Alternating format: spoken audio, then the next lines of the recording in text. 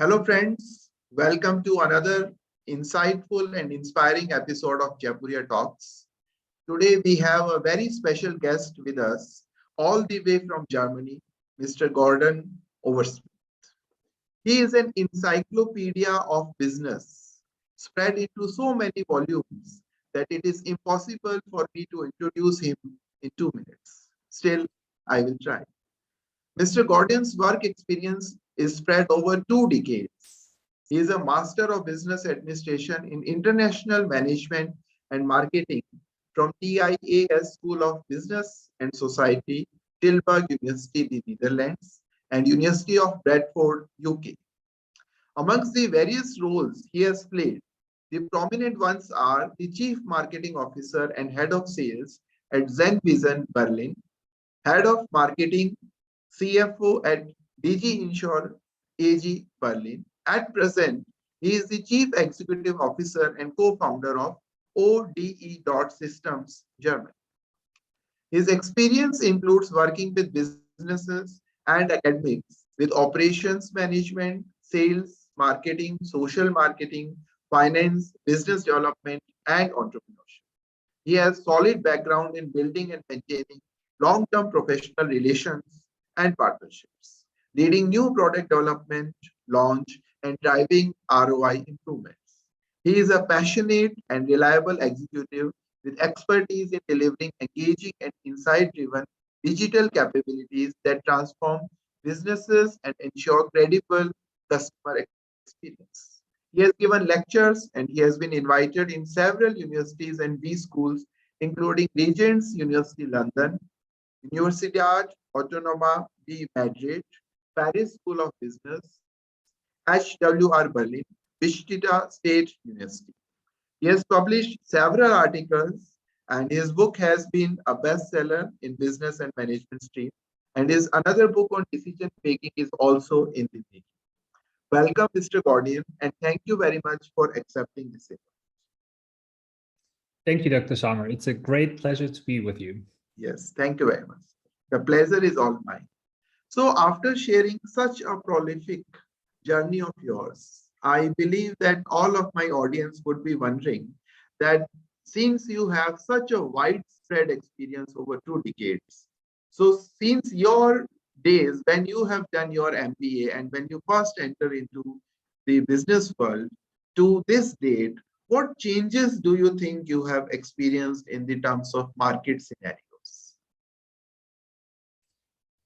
That's the very interesting question. It's actually I had the fortune to end my MBA studies when the first internet hype was going on. So I was really catapulted in this situation of creating new things. But since then, I see that there's actually, within the global market, there's 2 swings. So the directions on the one side, and let me add, this is something that I see as rather harmful from my perspective, is the elements of speed, mediocrity, unreflective leadership, and with a very strong focus on profit maximization and market dominance. You find this with managed organizations and something that is actually really tricky as well is the increase in income from capital instead of labor. But on the other hand, you see that there's a new form of individuals and companies, and they are actually kind of like looking into impact, and they are becoming more long-term oriented, with innovative strengths and responsibility, with a sense of honesty as well. So you see all this with the social entrepreneurship that is coming up and that is becoming more and more important because they focus on the SDGs, and that's something that I see that there's this kind of like cool twist, because with all the funds raised with the first direction and first swing, actually they can fund the second one. So there's a really cool, interesting trade-off to have one side that is actually kind of dominated by the market orientation, and the other one is more oriented to systems change.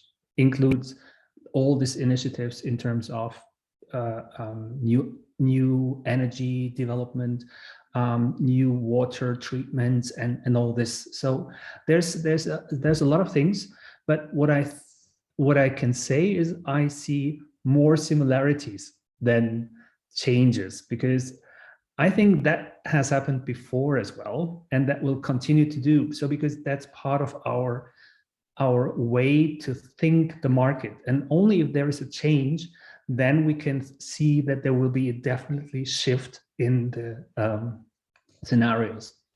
But yeah, that's what I can say so far. So I don't want to kind of like over elaborate it. Yes, yes. So definitely there are two sides to this. One is we can say that the profit maximization, and then there is the social entrepreneurship also. Yeah. So amongst all these, when there are two sides of the market now, the corporate world now, and both are going into sort of separate, opposite directions, what kind of changes are there in the customer service? Like what kind of service now the customer require when we look at the business world from these two different perspectives? I think it's exactly matching this, because the scenarios are like a reflection of our society development. So I think that so actually it's said that the customer experience has overtaken price and product as the main differentiator, but it really depends all on what you call customer experience. So our business angel just recently published an essay on this topic and pointed out that the new customers demands a holistic view. So, and there you have actually now the second swing as well.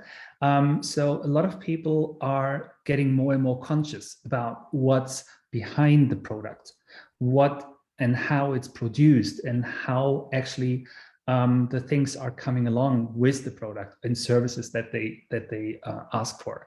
But in the end, you have as well a very basic situation. So the individual components of the customer journey have completely changed. So research into a product or service is becoming more easy.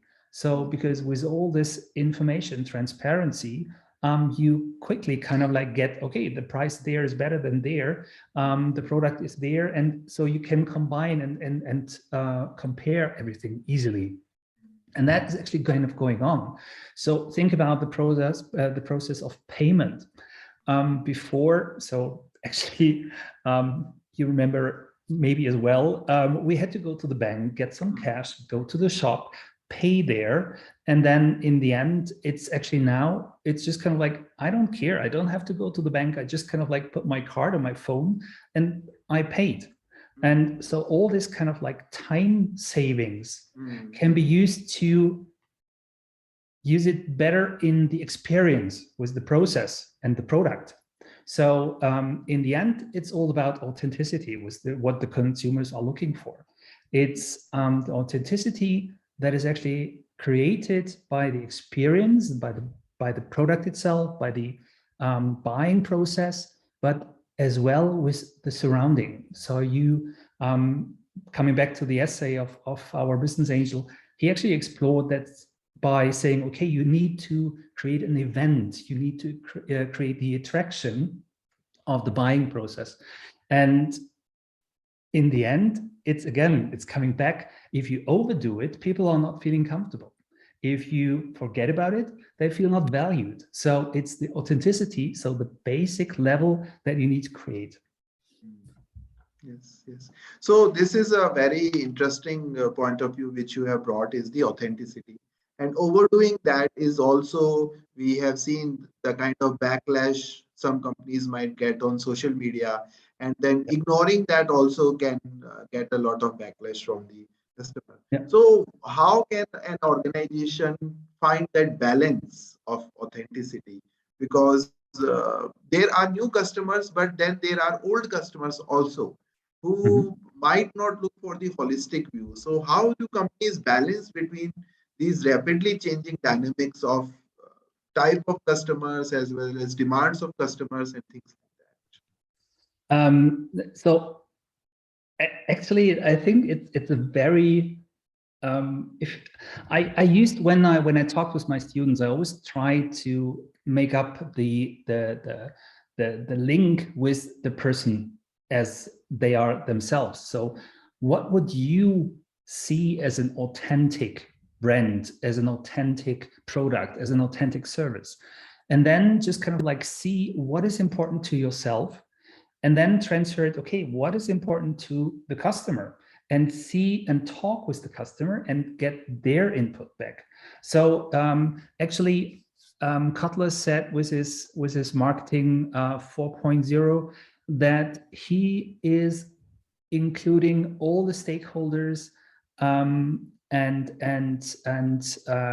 combines their input into something that is building the base of all marketing. So that is the employees, that is the customers, that is the suppliers. So there's a lot of input that you can create and take to create this authentic base. And I see that even old customers that might not look too much into holistic approach, but as well the new ones that are interested in getting to know what you're doing in real. So what I would say is there is actually the time of this greenwash or social responsibility wash is over. If you do it, then do it. If you don't do it, don't talk about it. But actually, I think there is no way that you cannot consider it in the future. Yes, yes. So that's the point. Yes, so people have to become authentic now, organizations and businesses. So Yeah. from this mix of when we are talking about new and old customers and everything. So some years ago, if iPhone was being launched, so to India and to countries like China, developing countries, it will come 1 week later or 2 weeks late. But now these emerging markets have grown up so big that they have to launch sometimes even before the Western world and the US. So what kind of changes over the 2 decades we have seen from on the perspective of these developing countries like BRICS as well as India and China? How the narrative has changed or shifted? Yeah. So I really can say it more clearly, or I have observed it in more detail with China, because I was with my previous company that I set up. I was going a lot to China 10 years, 15 years ago, 20 years ago, sorry. So, and I saw that the return of I'm missing the word now. Okay, let me rephrase it. So it's actually the return of competencies. It means not in all areas, but in exciting developments. In China, I followed how they changed from the copy approach to the revival of traditional competencies. So in all areas, design, products, processes, but as well in traditions. So they recovered themselves again and found a position that they themselves are an equal partner to everybody else.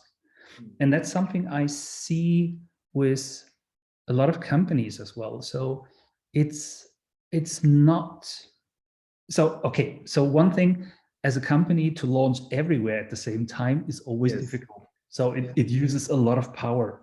You can do it if you have a software, but then again, you need to have all the languages. You need to have the adoptions to the traditional and ethical and cultural topics. But it's easier if you have a real kind of haptical product. It's completely difficult because you have to all this distribution and everything has to be in place. But I can imagine that companies that have a strong focus on a market will localize and go into the markets that are extremely strong in terms of adaptability. So that's something where I see that the countries like India and China have a huge advantage when it comes to the ability and the willingness to try out new things and try out to do better and different. And that's something I think it's very interesting to companies as well. And that's why they launch in these countries much earlier than in very traditional, very slow adopting Germany, for example. Yes, yes. So yes, it's now absolutely true that even if now you have haptic products, if you have digital technologies with you, softwares with you, you can even launch your products even globally also. So Yeah. from the customer's point of view, how the habits and preferences and expectations of the customers have changed once this kind of digital revolution has been there. So what do they demand now? Because they know that companies have the technology and they cannot, hide behind the fact that yes, we do not have the technology to do that. So what do they demand more and what do they demand differently now that companies have this tech? Yeah, so for my observations, the strongest thing is that they demand to have a higher availability. So it's this 24/7 availability. It's this area of, okay, I can actually kind of access to mostly everything without any hurdles. So because with the transparency and with the availability that is not linked to shop times or something, this has increased much more. But at the same time, with this complete availability, with this complete transparency, people, and I'm coming back to this point, will look more for authenticity. So if you ask someone about his dream destination to go on holidays, the person most probably will say, oh, I want to see something that is so unique, nobody has been before. But this is not existing anymore. So we need to create this emotional feeling for people to have something which actually was called, when I was studying, mass customization. So it's something that is unique, individual, but as a company, I can adopt it easily towards the personality. And you see this with some of the issues. If you just kind of like sneakers, if you see that a pair of sneakers is sold for 1.4 million because someone has worn it, then this is part of this uniqueness that people are looking for. If you see that the hyper beasts in sneakers, they are limited on purpose to give people the awareness that they are something special. So this is all kind of pointing towards this. We need to have this idea of being individuals within the mass, and the mass is more transparent. That's the change with the digital revolution. Yes, yes. So since we are talking about mass customization, and nowadays the innovation cycle has also reduced a lot. The speed of innovation and the time when something getting invented and it is in the market is getting reduced. And in the world of 3D printing, where people can print the products at their home also. So what do you think will be the future of this mass customization? Where do you think it will stop? To what extent can you imagine that what can happen in 2030 or 2040, where the speed of innovation and the speed of production, and people have 3D printers at their homes also. So what kind of mass customization do you visualize in that time? That's a very interesting question. Yeah. And my vision is going wild right now. Yeah, I can actually, with my previous startup, we try to come up with an open source architectural intersection system. And the idea was pretty much based on the shelter situation in emergency areas.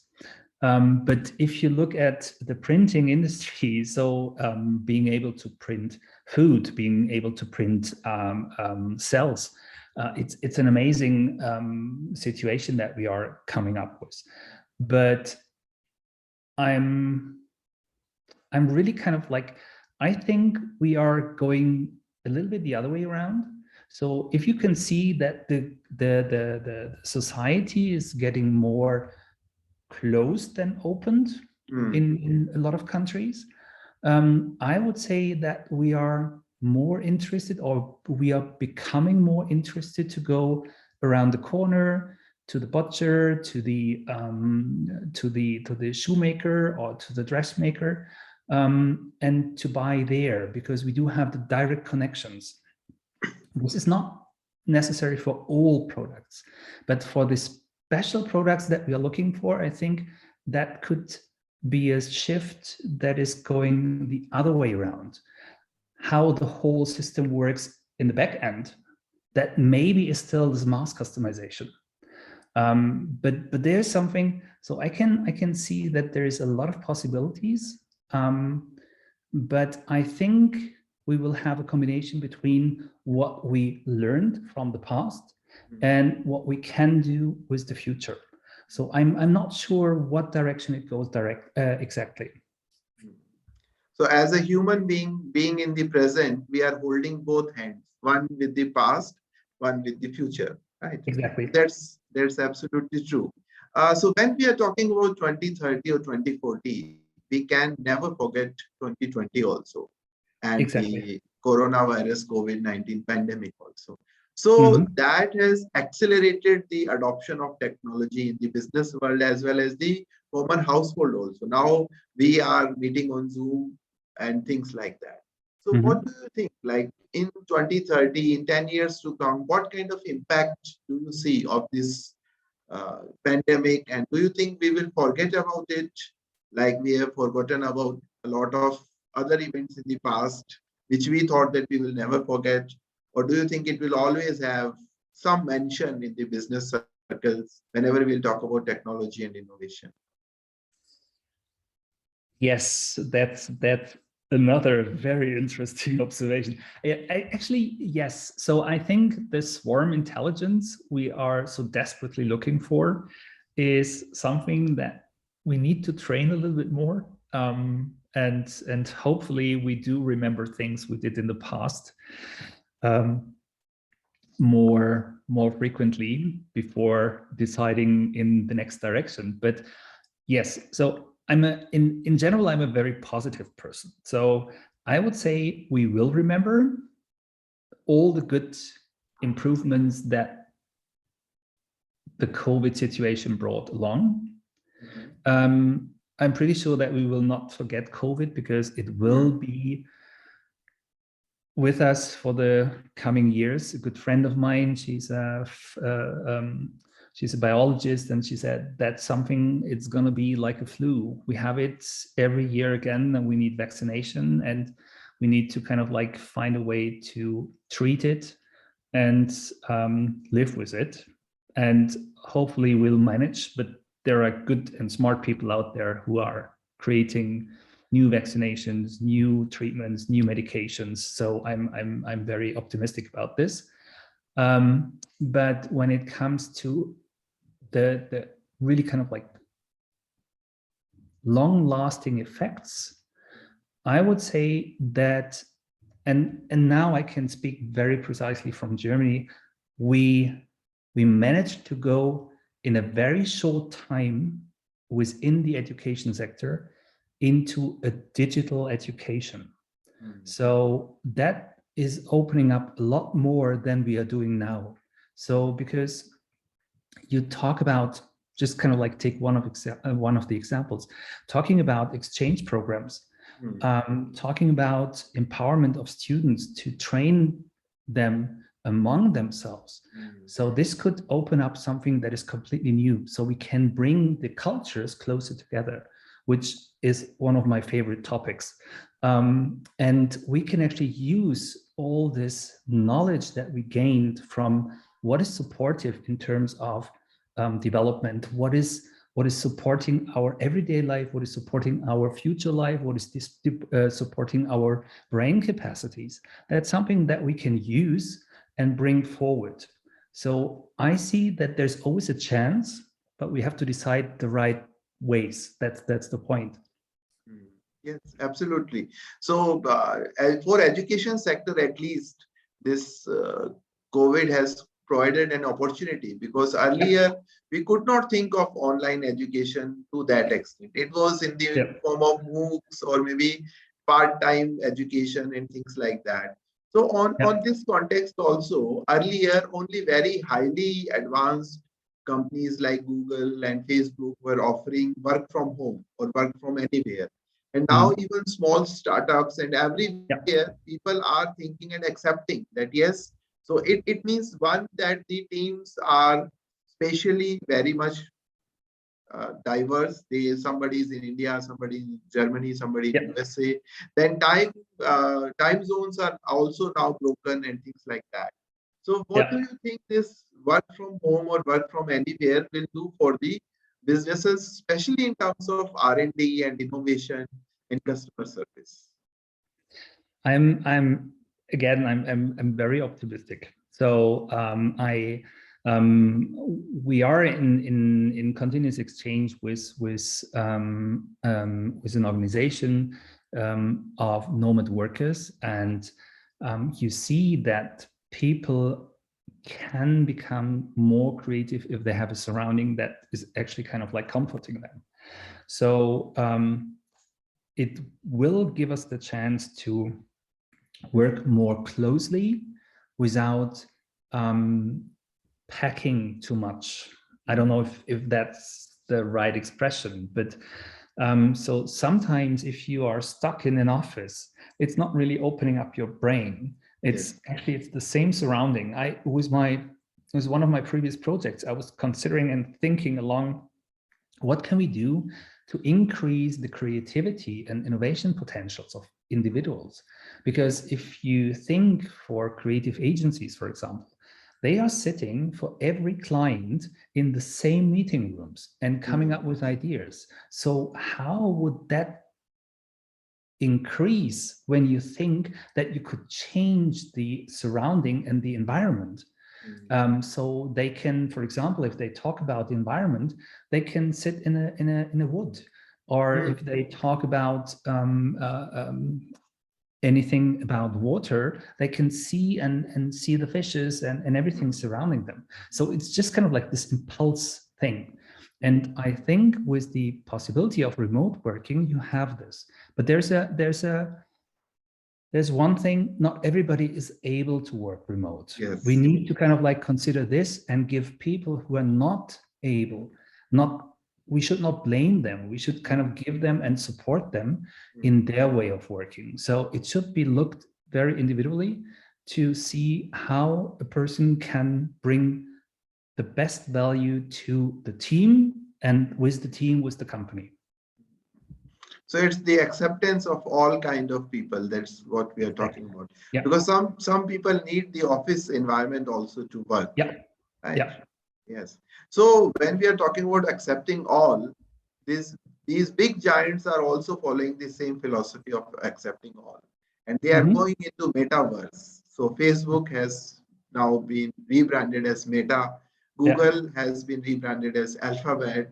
Amazon, as we know, without changing their name, are trying to be everywhere. So do you think that in 20 years to come, there will be 5 or 10 companies doing everything from tech to product to service to space travel?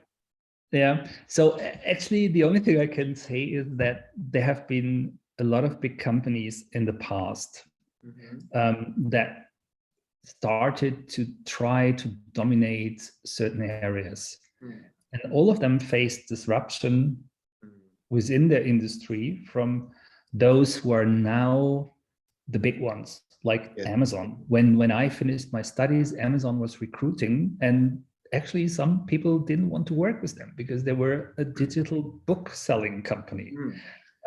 So I think somewhere out there is another smart idea that will make up with Amazon. So they have the power to buy everything, but maybe they don't have the power to buy everybody. And that actually kind of gives power to those who come up with new ideas and who think differently. So I cannot come up with something that is actually kind of next step. But I think there will be always a chance to go different. And I'm pretty sure that a lot of students and young professionals do have ideas that they will follow up and that will become as important and as powerful as those companies are right now. Yes, absolutely true.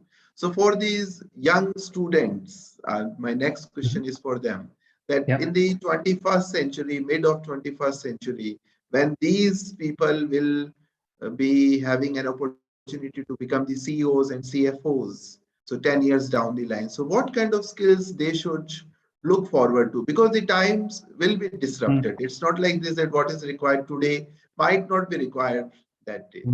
So what do you think they should work on and focus on today so that they can achieve that position?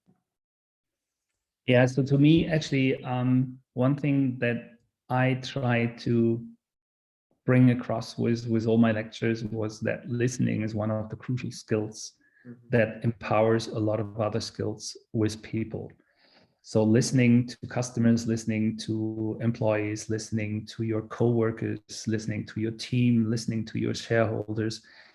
So it's a lot of listening, and it's really exhausting if you listen the whole time. But the thing that comes next is connecting the dots.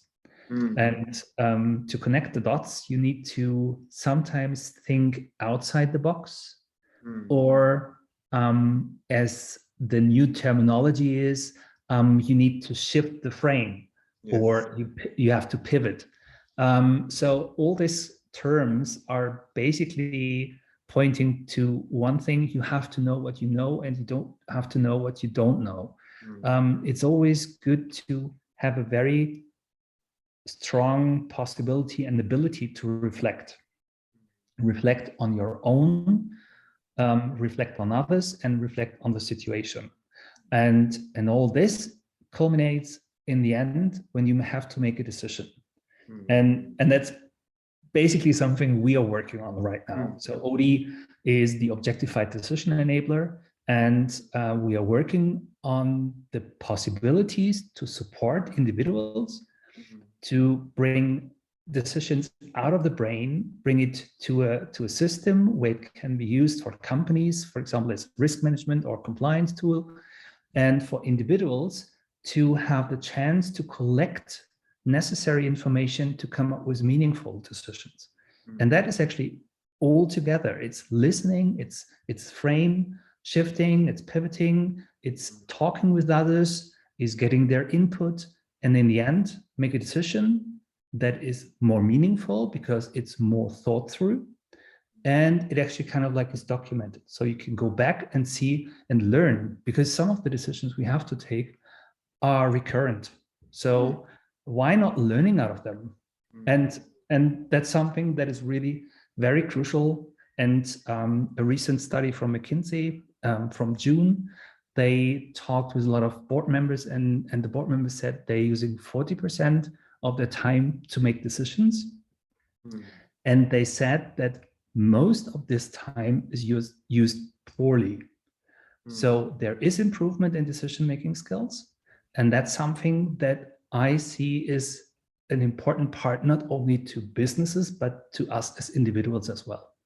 Because we need to make all the decisions to go into education, to go into business and jobs. But at the same time, we make all these decisions in our private life. So marriage, kids, house buying, car buying, whatsoever. And in the end, we do a lot of decisions when it comes to the society. So are we going to do voluntary work? Are we engaging in our community? Are we going to vote for democratic systems, and so on and so on. So there's a lot of different things that is always linked to decision making, and to decide for the right supplier is as important as to decide for the right client. Yes, yes, definitely. So in decision making, since we are talking about decision making, ethics also play a very major role, since global warming has become a very big problem nowadays.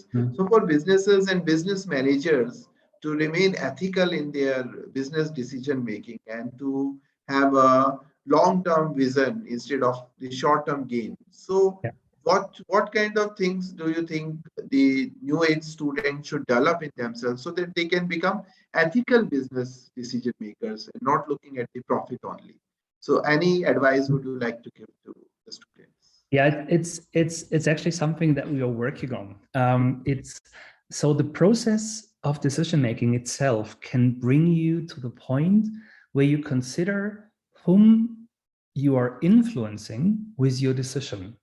So taking, for example, so the decision process that we are working on is very simple. It's defining the decision, brainstorming about the criteria, grouping it, prioritizing it, giving options, and giving values to the criteria by each option. And then you see something in a graphic. And with the brainstorming, you always involve others. And there, actually, the system of structured decision-making can give you the opportunity to get the diverse voices heard. So if you involve with others, if you talk with others, if you consider certain basic criteria that you can use the SDGs currently to build in your decision process, then you have an ethical decision process. And with this, you have the necessity to kind of like argue later on. You can actually, if you have it documented, you can go back and use it as a compliance tool. So that's something that we currently are talking with a couple of companies about how to really kind of do it for them to make it a useful system and support. Because if you do everything in your head, people are very, very good in comforting themselves and making everything positive after, or blaming others. But this is not what we see is the future. We see that the future business manager has a certain set of criteria hard-coded in their decisions. So, and that actually kind of is dedicated to ethical decision-making. Like doctors have this ethical decision-making when it comes to treatments. They are looking into the right treatment in terms of costs, therapy, and healing. So it's this twist that they have to go in. And that's something that we would love to transfer into others as well. And that's what I see is crucial to the business managers of tomorrow. Yes. So thank you very much, Mr. Gordian. And I also believe that the ethical decision making is going to be the most important skill the students, the future managers are going to have. It was very nice talking to you, and the way you have explained and you have shared your experience of over 2 decades with us, and the way the things have changed due to digital revolution and the skills the future managers and future leaders are going to require. So I hope that the audience is going to gain a lot from this talk. And thank you very much for being with us. Thank you. Thank you for having me, and it was a great pleasure. I'm looking forward to discuss on. Yes, thank you very much. Thank you.